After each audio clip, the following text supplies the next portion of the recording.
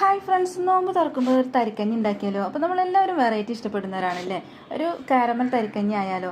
ഒരു പാന് ചൂടാക്കിയിട്ട് അതിലേക്ക് ഈ ഒരു തരിക്കഞ്ഞിയിലേക്ക് ആവശ്യത്തിന് മധുരത്തിന് ആവശ്യമായിട്ടുള്ള പഞ്ചസാര ചേർത്ത് കൊടുക്കാം.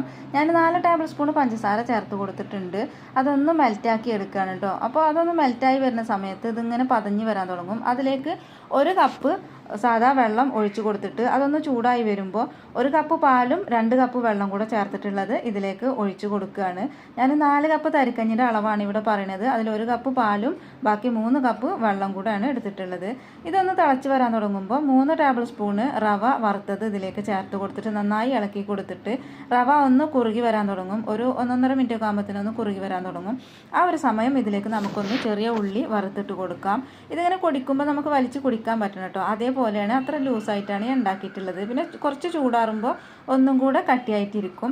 ചെറിയുള്ളി നെയ്യ് ചൂടാക്കിയിട്ടുണ്ട്. അതിലേക്ക് ചെറിയുള്ളി അരിഞ്ഞ് ചേർത്തിട്ട് കാശും മുന്തിരിയും ചേർത്ത് കൊടുത്തിട്ട് ഒന്ന് വറുത്തെടുക്കുക. ഇതിന് നമ്മുടെ തരിക്കഞ്ഞിലേക്ക് ചേർത്ത് കൊടുത്താൽ നല്ല ടേസ്റ്റി ആയിട്ടുള്ള കാരമൽ തരിക്കഞ്ഞി റെഡി ആയിട്ടുണ്ട് കേട്ടോ. നല്ല ടേസ്റ്റിയാണ്, കുട്ടികൾക്കൊക്കെ ഒരുപാട് ഇഷ്ടപ്പെടും. നോമ്പ് തുറക്കുമ്പോൾ പ്ലെയിൻ ആയിട്ടുള്ള തരിക്കഞ്ഞിയുടെ വീഡിയോ ഇന്നലെ ഇട്ടിട്ടുണ്ടായിരുന്നു. കാണാത്തവരൊക്കെ ഒന്ന് കാണുക. വീഡിയോ ഇഷ്ടമായാലും ലൈക്ക് അടിക്കുക, ചാനലൊന്ന് സബ്സ്ക്രൈബ് ചെയ്യുക. താങ്ക്